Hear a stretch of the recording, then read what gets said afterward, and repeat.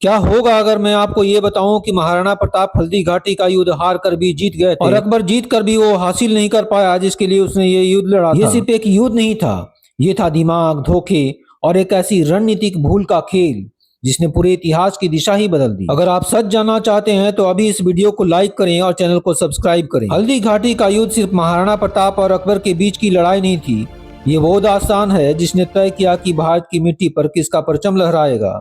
लेकिन क्या आप जानते हैं कि इस महासंग्राम के पीछे वो कौन सी अनसुनी वजहें थी जिन्होंने इतिहास की धारा ही बदल दी। और सबसे हैरान करने वाली बात, एक ऐसी भूल जिसने जीत को हार में बदल दिया। नमस्कार दोस्तों, मैं रणधीर शेखर और आप देख रहे हैं एडुसन। क्या आप भी हल्दी घाटी के इतिहास को सिर्फ एक युद्ध मानकर चलते आए हैं?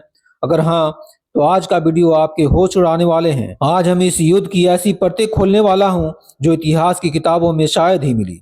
हम जानेंगे वो अनसुने किरदार, वो गुप्त रणनीतियां और वो दांव-पेच जिन्होंने इस युद्ध को सिर्फ जमीन पर नहीं बल्कि इतिहास के पन्नों पर भी अमर बना दिया। चलिए सबसे पहले समझते हैं कि ये लड़ाई हुई ही क्यों। ये सिर्फ जमीन का टुकड़ा नहीं था, ये थी वर्चस्व की लड़ाई।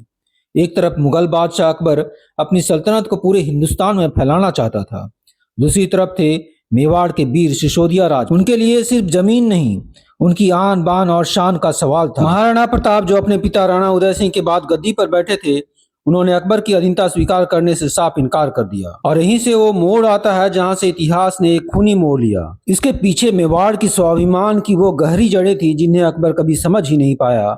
और अकबर के लिए मेवाड़ को झुकाना यानी बाकी राजपूत राजाओं के लिए एक मिसाल कायम करना था। अब आते हैं मुख्य किरदारों पर। एक तरफ थे वीर महाराणा प्रताप, जिनकी बहादुरी के किस्से आज भी रोंगटे खड़े कर देते हैं।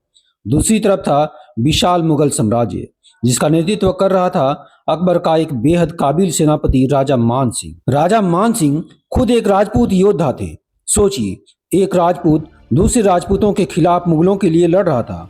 ये सिर्फ राजनीतिक मजबूरियां नहीं थी, बल्कि ये उस वक्त की जटिल सामाजिक और राजनीतिक समीकरणों का नतीजा था। कई राजपूत रियासतें मुगलों के साथ मिल चुकी थी, लेकिन मेवाड़ अपनी आजादी पर अड़ा हुआ था। और यहीं से शुरू होता है वो खेल जिसने हल्दी घाटी को सिर्फ एक युद्ध नहीं बल्कि एक महागाथा बना दिया। लेकिन क्या आप जानते हैं कि हल्दी घाटी का मैदान ही क्यों चुना गया? इसके पीछे की रणनीति क्या? हल्दी घाटी का मैदान कोई अचानक चुनी हुई जगह नहीं, ये एक बेहद रणनीतिक जगह थी। चारों तरफ अरावली की पहाड़ियां और बीच में एक संकरा दर्रा। मुगल सेना जो संख्या में काफी ज्यादा थी, इस संकरे में फंस जाती। ये वो जगह थी जहां राजपूतों की घुड़सवार सेना और तीरंदाजों का जलवा चलता। उन्हें पता था कि अगर वो खुले मैदान में लड़ेंगे तो मुगलों की विशाल सेना उन्हें कुचल देगी। लेकिन हल्दी घाटी में वो अपनी छोटी लेकिन फुर्तीली सेना के साथ मुगलों को भारी नुकसान पहुंचा सकते थे। ये सिर्फ शौर्य की लड़ाई नहीं थी, ये बुद्धि और रणनीति का भी खेल था। लेकिन क्या सिर्फ मैदान चुनना ही काफी था? नहीं, असली खेल तो सेनाओं के मैदान में उतरने के बाद शुरू हुआ। और यहीं पर हुई वो सबसे बड़ी भूल जिसने सब कुछ बदल दिया। क्या थी वो भूल और महाराणा प्रताप ने कैसे अपनी सेना को तैयार? 18 जून 1576 वो दिन आ गया। हल्दी घाटी का मैदान वीरों से भरा हुआ था। महाराणा प्रताप ने अपनी सेना को सिर्फ शौर्य का पाठ नहीं पढ़ाया, बल्कि उन्हें समझाया कि वो सिर्फ जमीन के लिए नहीं, अपने सम्मान, संस्कृति और अपने भविष्य के लिए लड़ रहे हैं। उनकी सेना में सिर्फ राजपूत ही नहीं थे, बल्कि वीर समुदाय के बहादुर योद्धा भी शामिल थे। ये वो अनसुना सच है जो अक्सर भुला दिया जाता है। भील योद्धाओं ने अपनी छापामार युद्ध नीति से मुगलों को खूब परेशान किया। युद्ध अपने चरम पर था। मुगल सेना राजा मान सिंह के नेतृत्व में पूरी ताकत से हमला कर रही थी।